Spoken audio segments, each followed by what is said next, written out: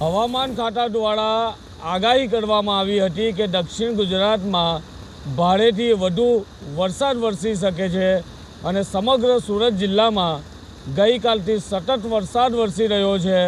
ઉમરપાડામાં અત્યાર સુધીમાં 3.5 ઇંચ વરસાદ વરસી ચૂક્યો છે અને આ દ્રશ્ય છે માંગરોળ તાલુકાના જે નાના મોટા જે ચેકડેમ હતા એ ઓવરફ્લો થયા છે। ખેડૂતોમાં જીવમાં જીવ આવ્યો છે કારણ કે નદી નાળા ચેકડેમ અને જેમાં પાણી છે તેની આવક સતત વધી રહી છે કારણ કે ચેકડેમ જ્યારે ઓવરફ્લો થતા હોય છે ત્યારે આ વિસ્તારના લોકો માટે આ ચેકડેમ જીવાદોરી સમાન છે।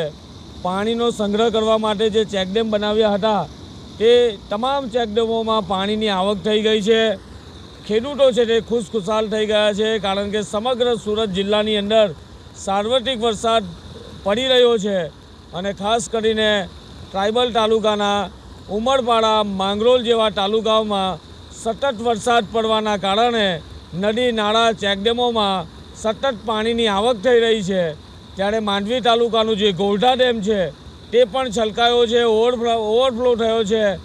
વીરા નદીમાં પાણીની આવક થઈ છે અને સમગ્ર સુરત જિલ્લાની અંદર નદીઓની અંદર નવા નીર આવ્યા છે। તેને લઈને આ વિસ્તારના ખેડૂતોમાં ખુશી જોવા મળી રહી છે।